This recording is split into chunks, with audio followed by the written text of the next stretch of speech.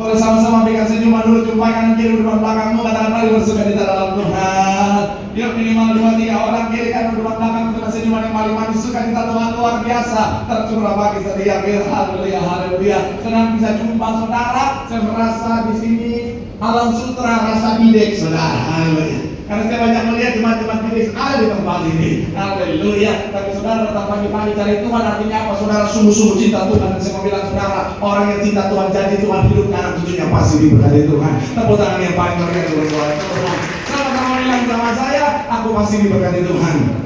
Anak cucuku pasti diberkati Tuhan. Bilang kanan kirimu, kamu juga pasti diberkati Tuhan. Bilang sama yang ngomong semangat. Tepuk tangan sekali lagi yang paling meriah buat Tuhan. Haleluya. Yuk, yang mau kita Muhammad, Alkitab kita, Alkitab juga boleh, Alkitab juga boleh. Yang mau kita angkat tangan juga boleh, sama-sama dengan iman percaya. Sama-sama kita katakan dalam nama Tuhan Yesus, aku percaya Alkitab ini adalah firman Tuhan. Setiap kata kalimatnya sanggup memberkati aku. Dan hari ini aku pasti diubahkan, aku pasti dipulihkan. Dalam nama Tuhan Yesus, sama-sama kita katakan amin. Kita buka ayat pembuka Kisah Para Rasul 1 ayatnya yang ketiga untuk mengantar pembahasan kita. Kisah Rasul pasal yang pertama, kita akan baca saudara yuk ayatnya yang ketiga. Yang sudah di sana Kisah Rasul pasal yang pertama ayat yang ketiga boleh bilang haleluya.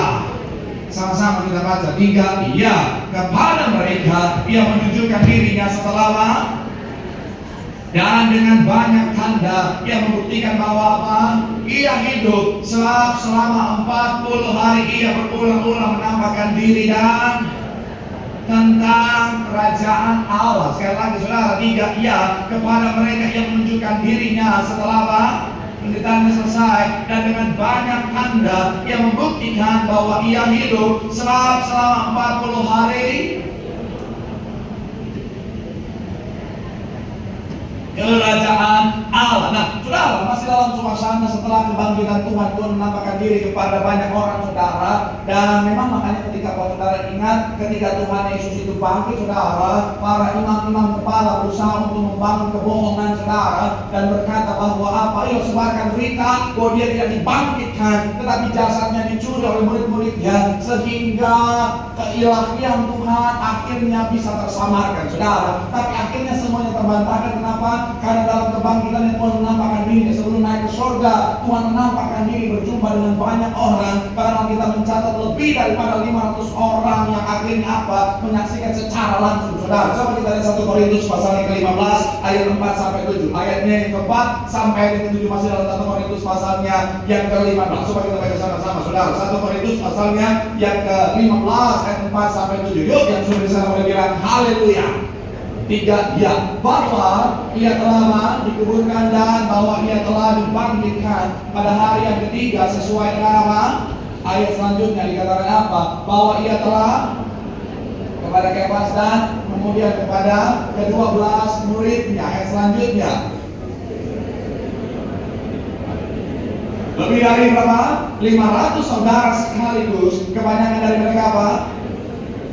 Tetapi beberapa di antaranya. Ayat yang ke-7 dikatakan apa? Selanjutnya ia menampakkan diri kepada Yakobus, kemudian kepada semua rasul. Jadi akhirnya apa? Tuhan menampakkan diri kepada banyak orang dan akhirnya bicara tentang kebohongan yang coba dibuat bahwa dia tidak bangkit, akhirnya bisa terpatahkan saudara. Tapi yang menarik begini saudara, ketika saudara dan saya mungkin hari beberapa minggu yang lalu saudara saya bahas tentang ketika berjumpa dengan Tuhan maka akan ada dampak yang luar biasa. Kenapa? Karena kita punya Tuhan yang luar biasa. Katakan amin. Sama-sama bilang sama saya, Tuhan luar biasa. Amin. Jadi ketika saudara dan saya juga mengalami perjumpaan dengan Tuhan, maka kita pasti akan mengalami dampak yang luar biasa. Makanya saya doa ibadah kita bukan hanya menjadi rutinitas semata, tapi di mana kita akan mengalami perjumpaan dengan Tuhan sehingga kita pulang bawa hal yang luar biasa. Yang setuju boleh berikan tepuk tangan yang paling meriah buat Tuhan. Haleluya, haleluya. Nah, tema hari ini saudara adalah bicara tentang dampak perjumpaan dengan Tuhan. Kemarin kita sudah membahas tentang pemulihan yang kita terima ketika kita mengalami perjumpaan dengan Tuhan, dan saya bahas lebih dalam tentang pemulihan itu saudara. Hari kita akan membahas dampak-dampak yang lain ketika kita mengalami perjumpaan dengan Tuhan. Nah, yang pertama apa dampak ketika saudara dan saya mengalami perjumpaan dengan Tuhan? Yang pertama adalah bicara tentang perjumpaan dengan Tuhan menghapus segala ketakutan. Sama-sama bilang sama saya, menghapus ketakutan. Sama-sama bilang sama saya, tidak ada lagi ketakutan. Amin. Coba kita lihat Matius 28 ayat 9 sampai 10. Matius pasal yang ke-28 ayatnya yang ke-9 sampai ayatnya ke-10. Saudara, kita lihat ayat yang ke-8 ayat 9, Matius 28 ayat 9 sampai ayat yang ke-10. Sama-sama kita baca. 3, ya. Tiba-tiba Yesus berjumpa dengan mereka dan berkata, "Salam bagimu," serta menyembahnya. Ayat selanjutnya dikatakan apa? Maka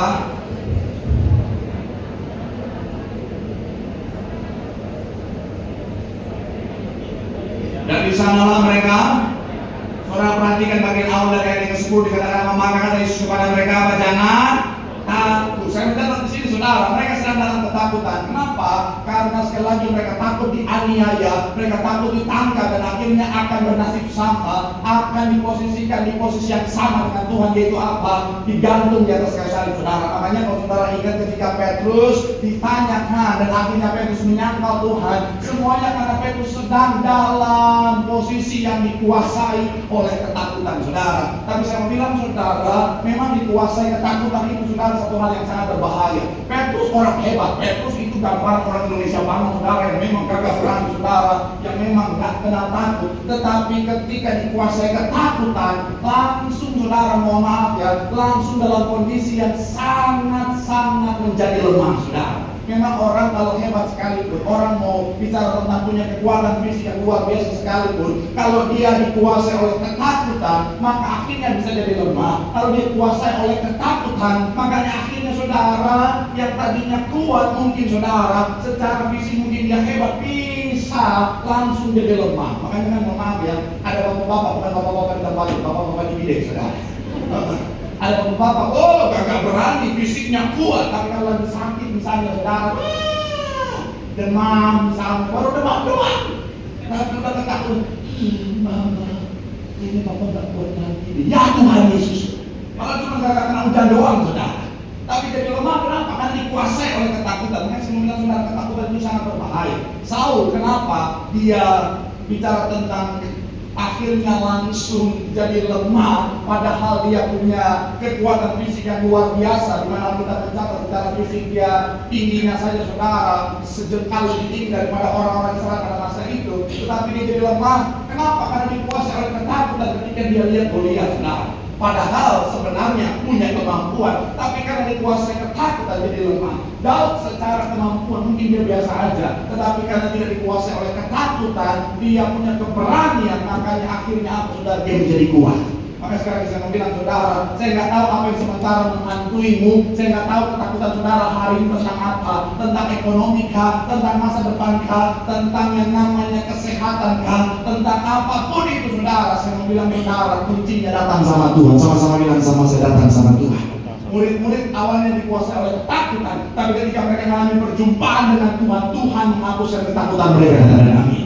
Apapun ketakutan umat datang sama Tuhan, Tuhan sanggup menghapuskan ketakutan. Mungkin saya berkata, Pak Pendeta, bagaimana caranya Tuhan menghapuskan ketakutan saya kalau saya datang sama Tuhan? Saya mau bilang saudara, ketika kita mau datang sama Tuhan, kita memandang Tuhan, kita bisa menyadari bahwa Tuhan kita jauh lebih besar daripada apa yang kita takutkan. Makanya ketika kita datang sama Tuhan, mengalami perjumpaan dengan Tuhan, tidak akan ada ketakutan. Yang ada adalah keberanian percaya bahwa apa? Tuhan jauh lebih besar. Aku pasti lihat kemenangan atas apa yang aku takutkan. Tepuk tangan yang paling meriah di rumah Tuhan. Bilang sama kanan dirimu, apapun yang kau takutkan, datang sama Tuhan.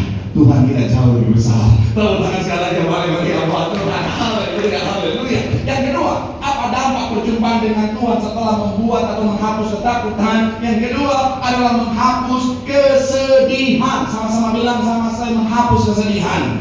Sama-sama bilang sama saya, menghilangkan kesedihan.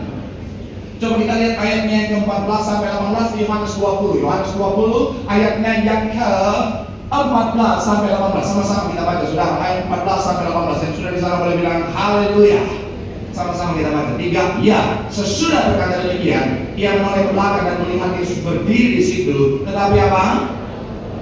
Bahwa itu adalah Yesus. Kata Yesus kepadanya, "Ibu, mengapa engkau?" Tahan dulu sampai di sana saudara. Kata ibu di sini bukan artinya mama saudara, tetapi lebih kepada panggilan untuk seorang wanita dewasa saudara.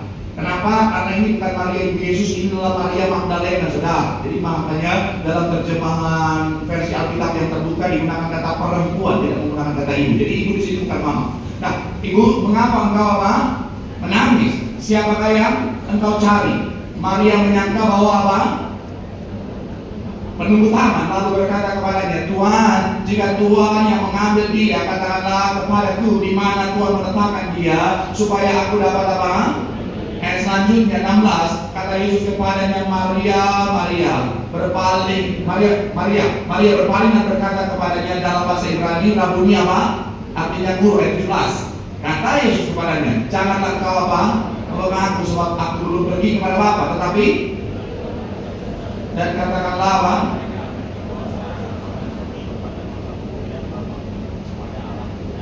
Ayat 18, Maria Magdalena pergi dan berkata kepada murid-murid, aku telah melihat Tuhan, dan juga bahwa dia hal itu kepadanya. Nah, saudara, Maria Magdalena sedang dalam kesedihan yang amat sangat mendalam. Kenapa?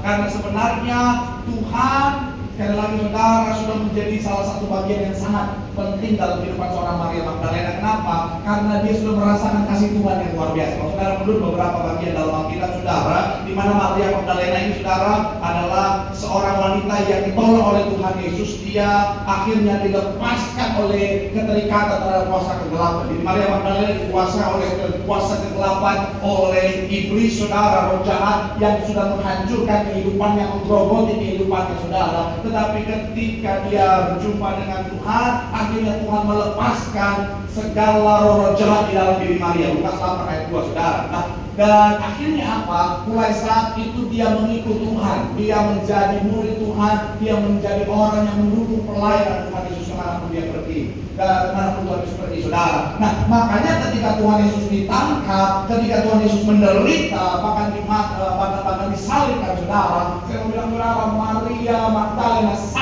sangat dalam kesedihan yang mendalam. Apalagi kalau saudara baca kisah yang lebih detail lagi, saudara, Maria Magdalena menemani Maria Ibu Yesus, saudara, sampai pada detik-detik terakhir Tuhan Yesus di atas kayu salib. Dan itu membuat Maria sangat dikuasai oleh kesedihan, saudara. Makanya ketika dia datang pagi, saudara, masih dalam kesedihan yang sama. Tetapi ketika dia mengalami perjumpaan dengan Tuhan, kesedihannya diubahkan Tuhan jadi sorak-sorai, katakan amin. Yang bilang, saudara, sedih itu sangat manusiawi. Ada saat di mana saudara dan saya bisa bersedih karena banyak hal, karena pekerjaan, karena karir kita, karena orang yang kita sayangi mungkin dipanggil Tuhan dan lain sebagainya. Tapi sekarang saya mau bilang, saudara, kunci untuk bisa menang atas kesedihan adalah mengalami perjumpaan dengan Tuhan. Adalah datang sama Tuhan, karena dia Tuhan yang ahli memulihkan hati setiap kita, katakan amin. Makanya kita bilang apa? Tuhan berkata apa? Marilah kepadaku semua yang letih lesu dan beban berat, kepadamu akan kuberikan apa? Kelegaan. Kita yang menangis dengan segala kesedihan kita, ketika kita berdatang sama Tuhan, Tuhan sanggup memberikan kelegaan kepada kami. Maka sekali saya mau bilang, saudara, anak Tuhan, kalau lagi sedih, lagi dalam kondisi yang penuh dengan air mata, jangan cari manusia, carinya tuh. Ada banyak orang zaman sekarang dikit-dikit cari manusia, dikit-dikit cari manusia.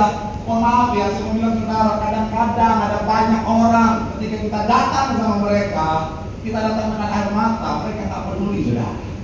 Mohon maaf, kenyataan hari-hari, saudara. Saya baca satu survei, apalagi generasi sekarang, saudara. Surveinya begini, mereka survei tentang tingkat kepedulian. Dan yang menarik yang ditemukan adalah apa? Orang zaman sekarang lebih peduli lingkungan daripada peduli sama orang lain. Jadi orang zaman sekarang lebih peduli terhadap iklim, terhadap lingkungan, daripada kepada sesama manusia, saudara. Kenapa? Karena ternyata begini, saudara. Karena kalau lingkungan itu berdampak sama mereka, tetapi kalau orang lain belum tentu berdampak sama mereka, saudara. Jadi akhirnya apa? Ada banyak orang zaman sekarang nggak peduli dengan orang lain. Orang sudah nangis, sudah sedih dalam keadaan berat, ada orang-orang nggak peduli, saudara. Bahkan zaman sekarang ada orang ketika lihat orang menderita, dia ketawa, rasakan ini. Memang sih, langsung di hati ini. Memang sih, kita boleh wajah aja, memang wajah dia berdosa, dia memang cocok dia lagi merasakan. Ada oke gitu, saudara. Jadi saya mau bilang ya, kalau lagi sedih jangan cari manusia, tak kau kecewa. Kalau lagi sedih cari itu, apalagi Ada orang mencari manusia, dia pasang status di Instagram, di Facebooknya, nangis di Facebook. Saya mau bilang saudara, yang baca status ini bukan ini deh sekali. Ketika dia nangis sedih, dia nangis, dia pasang, dia nangis di Facebook. Tuhan, alasannya mau tipe nangis, air matanya banyak. Orang yang lihat belum tentu peduli, mereka lihat syukuri. Kalau di sini saya percaya nggak, semua di sini pasti akan melihat juga. Aku mau berdua. Iya. Tapi orang-orang di luar sana, rasakan itu akhirnya. Dia ngapain sih nangis di Facebook, nangis di Instagram, pasang story dengan air mata. Air mata. Pertanyaan saya, emang Tuhan main Facebook, main Instagram? Kalau Tuhan main Instagram, main Facebook, emang Tuhan mau follow kita? Dia mau bilang saudara, yuk saya nggak tahu saya ramai saudara hadapi, tapi kuncinya firman Tuhan bilang apa? Datang sama Tuhan. Karena dalam perjumpaan dengan Tuhan ada pemulihan dalam kesedihan kita. Tepuk tangan yang paling meriah dulu. Bilang salah lagi dirimu, Tuhan ahli menghapus kesedihan kita. Tepuk tangan yang paling meriah buat Tuhan. Yang terakhir kamu sudah siap-siap saudara. Yang terakhir apa dampak perjumpaan dengan Tuhan adalah perjumpaan dengan Tuhan menghasilkan berkat. Sama-sama bilang sama saya menghasilkan berkat. Kita skip langsung pada yang terakhir, menghasilkan berkat. Sama-sama bilang sama saya sekali lagi berkat. Ayat 1 sampai 6, sama-sama kita baca ayat 1 sampai ayat yang ke-6. 3 ya. Kemudian dalam Yohanes 21 ayat 1 sampai ayat 6. 3 ya. Kemudian Yesus menampakkan diri lagi kepada murid-muridnya di pantai Danau Tiberias. Lalu apa? Di pantai Danau itu, di pantai itu berkumpul apa? Simon Petrus, Thomas, yang disebut Didimus, Nathanael dari Kana dan yang di Galilea, anak-anak Zebedeus, dan ayat yang ketiga, kata Simon Petrus kepada mereka, aku pergi.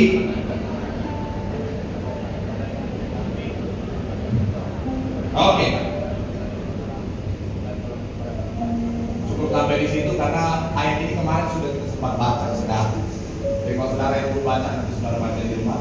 Kalau saudara ingat, namanya pulang. Harus dari sini, harus dari mall, harus jalan-jalan, harus dari bilik, jalan-jalan ke mall, makannya.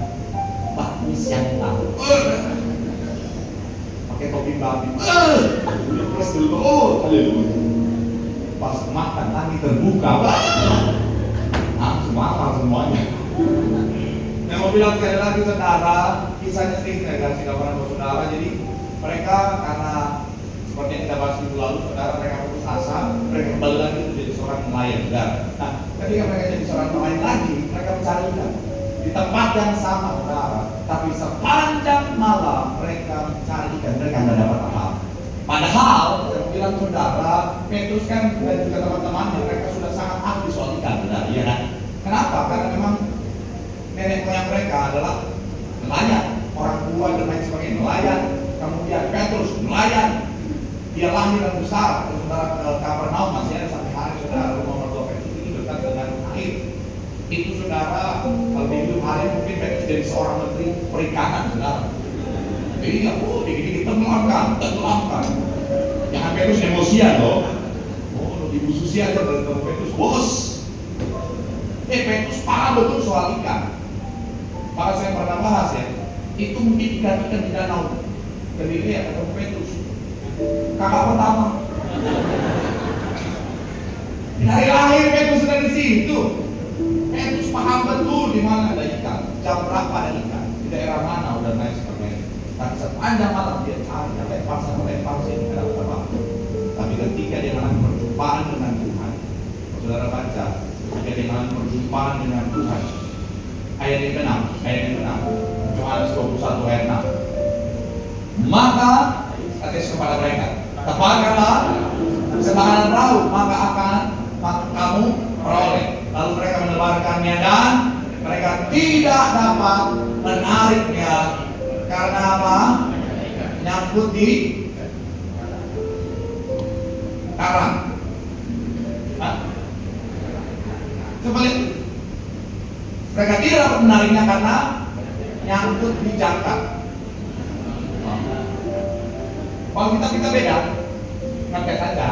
Pagi-pagi masih banyak orang dalam hadirat Tuhan, Pak. Mereka potong. Karena banyaknya, artinya apa? Berkat. Kamu bilang saudara, berkat bukan tujuan orang Kristen. Berkat bukan tujuan saudara dan saya. Tujuan kita adalah Tuhan. Tapi kabar baiknya, kalau yang kita kejar adalah Tuhan, berkat akan ditambahkan dari sendiri. Makanya saya sempat kasih analogi, boleh ditanya oleh 4 orang ya, kalau ya. Sempat. Jadi apa sih yang orang mencari di dunia ini, saudara? Oke, nanti satu lagi saya kita jadi boyband.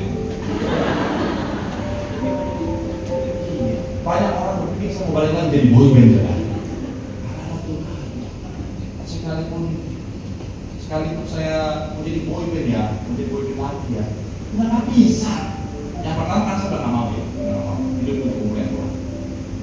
Yang kedua, udah nggak bisa. Mau jadi boyband baru gerakin encok. Nah, mau bintang macam apa bintang gitu kan? Saya mau bilang saudara, nah, saya mau bilang saudara, apa sih yang orang cari di dunia ini, saudara? Semua berdekat dia. Apa yang orang cari di dunia ini? Harta, kekayaan, harta,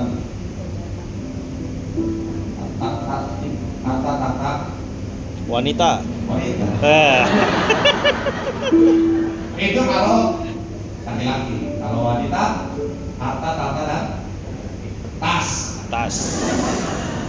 Kan semuanya sudah berbicara. Nah, jadi ada banyak orang yang tidak berusaha untuk bicara harta. Bicara suaminya beda. Kalaupun maksimal dia kita harta, dia bisa dapat apa lagi? Harta, jabatan. Nggak bisa semuanya. Kenapa? Karena terbatas. Karena cuma 2 manusia. Nggak bisa meraih semuanya sekali maksudnya. Ya kan? Kalau dia ambil, dia kejar harta, wanita, misalnya. Jangan najis gitu dong lihatnya.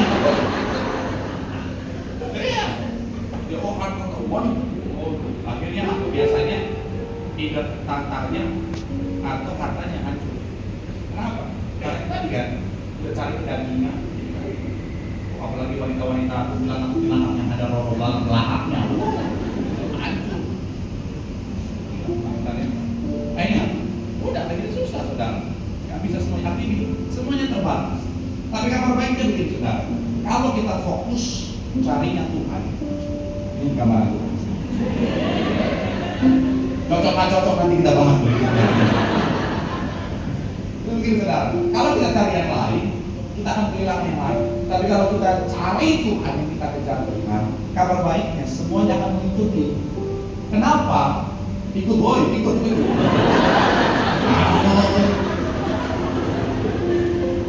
Dia banget. Jangan berdosa.